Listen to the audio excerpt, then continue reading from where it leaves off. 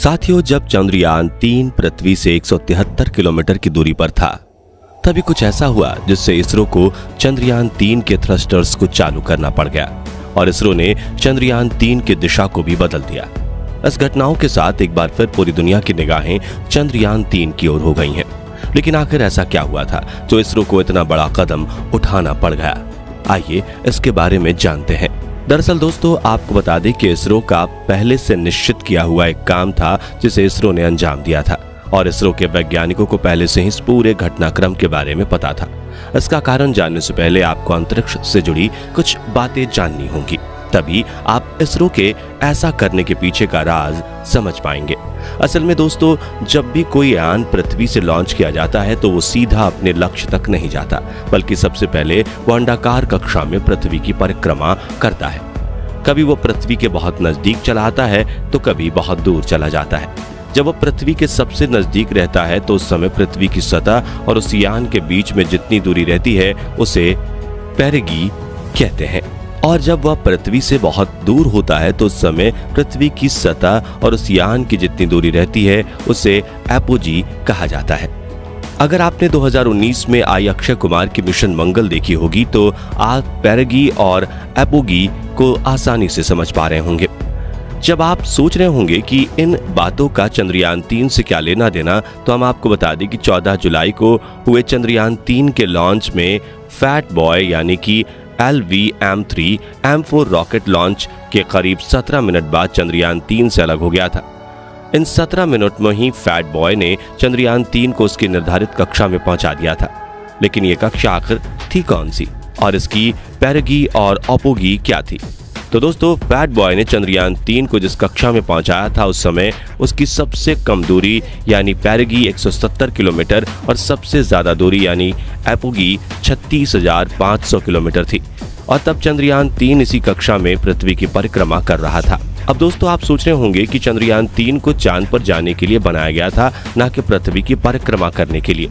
तो साथियों, अगर हम चाहते हैं कि चंद्रयान 3 पृथ्वी की परिक्रमा करना छोड़कर अपनी चांद की यात्रा शुरू कर दे, तो उसके लिए हमें सबसे पहले उसे पृथ्वी के गुरुत्वाकर्षण क्षेत्र से बाहर करना होगा। इसके लिए इसरो एक खास तरीके का प्रयोग करेगा जिसमें वो धीरे धीरे चंद्रयान 3 की कक्षा को बड़ा करेगा और एक समय ऐसा आएगा कि वो कक्षा इतनी बड़ी हो जाएगी कि हमारा चंद्रयान 3 पृथ्वी के गुरुत्वाकर्षण क्षेत्र से बाहर निकल जाएगा और चांद की ओर बढ़ने लगेगा।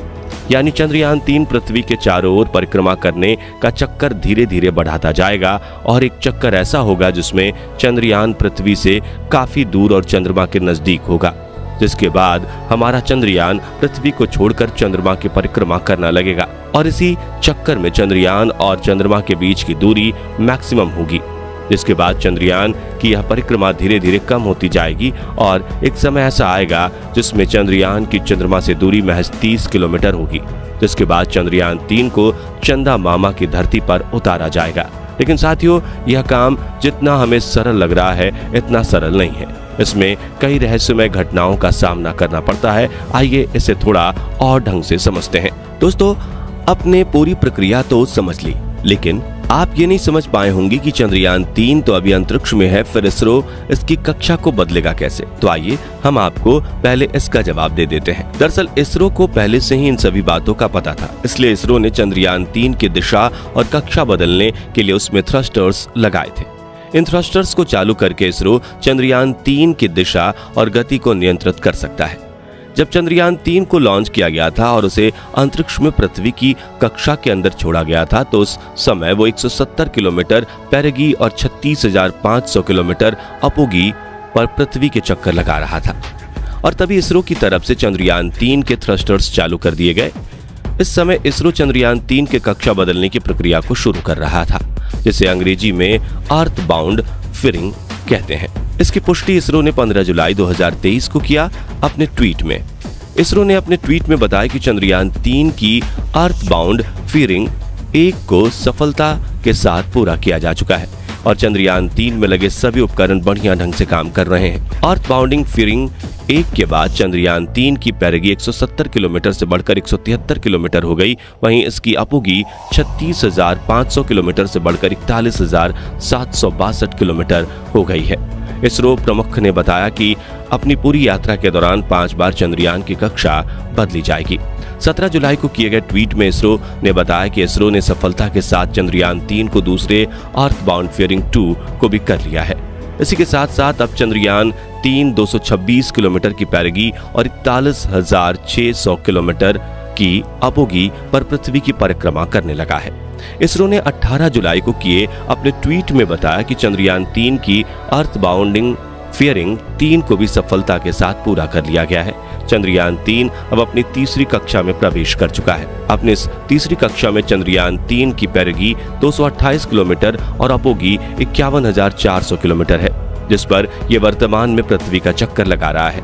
साथ ही इसरो की तरफ से यह भी बता दिया गया कि चंद्रयान 3 को 20 जुलाई दोपहर के 2:03 पर उसकी चौथी कक्षा में भेजा जाएगा। इसरो की तरफ से पूरा ध्यान चंद्रयान 3 की अपोगी को बदलने में लगा हुआ है। इसरो इसे पृथ्वी से ज्यादा दूर भेजना चाहता है। एक रिपोर्ट के मुताबिक इसरो का मकसद 31 जुलाई के पहले चंद्रयान 3 को पृथ्वी से कम 1 लाख किलोमीटर की दूरी पर पहुंचाना है, जिसके बाद चंद्रयान 3 को लूनर ट्रांसफर ट्रेजेक्टरी ऑर्बिट यानी कि एक लंबी दूरी वाली कक्षा में भेजा जाएगा। इस लूनर ट्रांसफर ट्रेजेक्टरी ऑर्बिट में चंद्रयान 3 5 दिनों तक यात्रा करेगा और 5 से 6 अगस्त को हमारा चंद्रयान 3 चांद की कक्षा में प्रवेश करने के लिए तैयार हो जाएगा, जहां पर चंद्रयान 3 के प्रपल्सन सिस्टम को चालू किया जाएगा और इसको थ्रस्टर्स की मदद से चांद की कक्षा में भेजा जाएगा। शुरुआत में चंद्रयान 3 चांद की परिक्रमा को 100 × 100 किलोमीटर वाली गोल कक्षा से शुरू करेगा। फिर जैसे जैसे समय आगे बढ़ेगा इसरो के द्वारा इसकी दूरी को घटाया जाएगा। 17 अगस्त को पेलोड, लैंडर और रोवर मॉड्यूल से अलग हो जाएंगे और उसके बाद लैंडर और रोवर को चांद की अंडाकार कक्षा में लाया जाएगा, जिसकी अधिकतम दूरी 100 किलोमीटर और न्यूनतम दूरी 30 किलोमीटर होगी। इस कक्षा में आने के बाद हमारा पहला काम चंद्रयान 3 की गति को कम करना होगा। इसके लिए चंद्रयान 3 में लगे हुए थ्रस्टर्स को इसकी गति के उल्टी दिशा में चलाया जाएगा और 23 अगस्त को वो दिन आएगा जब हमारे भारत का ये यान चांद की सतह पर सॉफ्ट लैंडिंग करेगा। वैज्ञानिकों ने किसी भी समस्या से बचने के लिए कई अलग रास्ते की भी खोज की है। लैंडर और रोवर को पहले ही से कहीं ज्यादा मजबूत बनाया गया है, जिससे चंद्रयान 2 जैसी किसी भी गलती से बचा जा सके। साथियों, चंद्रयान 3 इसरो के मून प्रोग्राम का तीसरा मिशन है, जिसे चांद पर सॉफ्ट लैंडिंग करने के लिए और चांद के ध्रुव पर शोध करने के लिए लॉन्च किया गया है। साथियों, अब हम सब भारतवासियों के बेसब्री के इंतजार के बाद चंद्रयान 3 को 14 जुलाई 2023 के दिन दोपहर 2:35 पर सतीश धवन स्पेस सेंटर श्रीहरिकोटा से लॉन्च किया गया था, जिसमें मिशन पेलोड में एक लैंडर और एक रोवर भेजा गया। लैंडर का नाम विक्रम है, वहीं रोवर का नाम प्रज्ञान है। लैंडर का मुख्य काम चांद की सतह पर सॉफ्ट लैंडिंग करना है, जिसके बाद रोवर बाहर निकलेगा और चंद्रमा की धरती पर रिसर्च करेगा। साथियों, रोवर को चांद की सतह पर कई वैज्ञानिक प्रयोग और शोध करने के लिए विशेष रूप से बनाया गया है। इसरो द्वारा चंद्रयान 3 को अपने फैट बॉय के नाम से जाने जाने वाले LVM-3M4 रॉकेट से लॉन्च किया गया था और इसरो के इस लोकप्रिय रॉकेट ने 100% सफलता के साथ चंद्रयान 3 को पृथ्वी की कक्षा में छोड़ दिया था।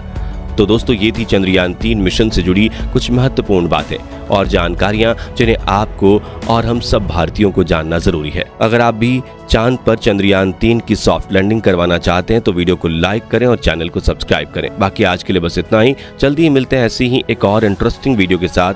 वीडियो को अंत तक देखने के लिए धन्यवाद।